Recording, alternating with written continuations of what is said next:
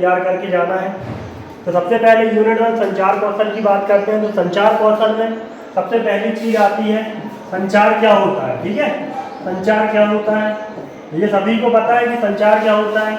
संचार जो है लैटिन शब्द कम्युनिकेट से मिलकर बना हुआ है, जिसका अर्थ क्या होता है, सूचनाओं का आदान प्रदान करना। तो हम ये संचार की डेफिनेशन यहाँ से याद कर सकते हैं। इसके बाद संचार के प्रकार, संचार कितने प्रकार का होता है उसके प्रकारों का वर्णन कर सकते हैं। ये भी आईएमपी प्रश्न है, संचार के प्रकार। इससे 3 प्रश्न बनते हैं। सबसे पहला प्रश्न है संचार किसे कहते हैं, उसकी परिभाषा, ये 3 नंबर के लिए प्रश्न बनता है। उसके बाद दूसरा प्रश्न आता है कि संचार के प्रकारों का वर्णन कीजिए। यह अभी से लेकर वार्षिक परीक्षा के लिए इंपॉर्टेंट प्रश्न है।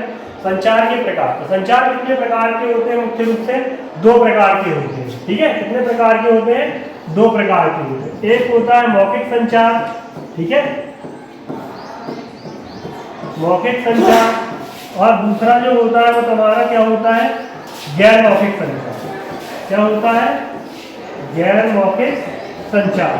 तो गैर मौखिक संचार किसे कहते हैं और मौखिक संचार किसे कहते हैं। मौखिक संचार किसे कहते हैं, जो संचार बोलकर या पढ़कर किया जाता है वो संचार क्या कहलाता है, मौखिक संचार कहलाता है। और गैर मौखिक संचार क्या कहलाता है, जिसमें हम शारीरिक हाव भावों का प्रयोग करते हैं ना, जैसे कि दूर से हाथ हिला दिया, नमस्ते कर दिया, या छोटा बच्चा है तो उसको अपन ने आग दिखा दी, डरा दिया, या कोई दोस्त है दूर से अपन उसको देख के स्माइल कर सकते हैं।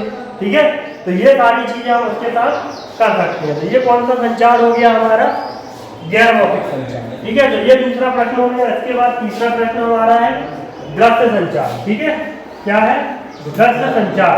दृश्य संचार जैसा कि नाम में है दृश्य, दृश्य मतलब क्या होता है, देखना, और संचार मतलब क्या होता है, सूचना का आदान प्रदान करना। ठीक है, सूचना का आदान प्रदान करना,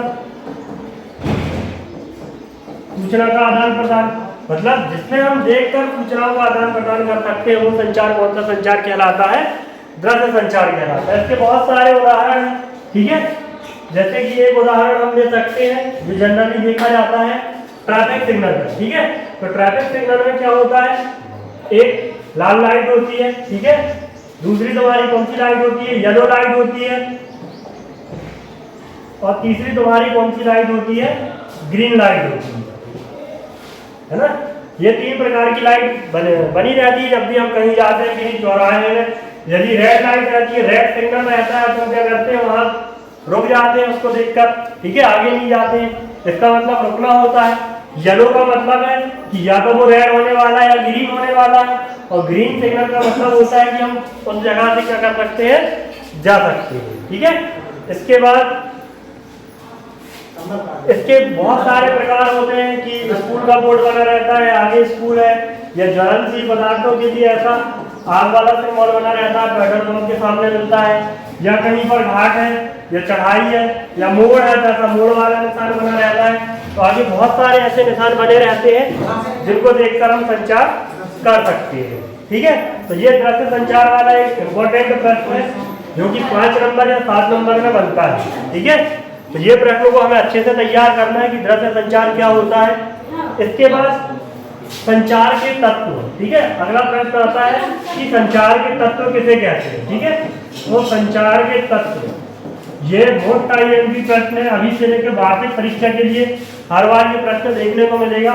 संचार के तत्व, संचार में मुख्य रूप से कितने तत्व होते हैं, 4 तत्व होते हैं। एक होता है संदेश वाहक, जो संदेश भेजना चाहता है, इसी को हम सेंडर बोल सकते हैं। ठीक है, दूसरी तरफ हमारा क्या रहता है, संदेश प्राप्त करता, जिसको हम संदेश देना चाहते हैं, इस साइड में आएगा संदेश प्राप्त करता, या इसी को हम क्या बोलते हैं, रिसीवर। ठीक है, यह बीच में क्या रहता है, माध्यम। हम किस माध्यम के द्वारा संदेश को भेजना चाह रहे हैं। माध्यम कोई भी हो सकता है, आमने सामने का माध्यम हो सकता है, फोन पर हो सकता है, वीडियो कॉल पर हो सकता है, पत्र के माध्यम से हो सकता है। तो माध्यम की संख्या अनलिमिटेड है, कोई भी माध्यम हो सकता है हमारा। ठीक है, इसके बाद चौथा जो सबसे आईएमपी तत्व है इसका, फीडबैक, या इसी को हम प्रतिपुष्टि बोलते हैं। संदेश भेजने के बाद सामने वाले ने क्या प्रतिक्रिया दी।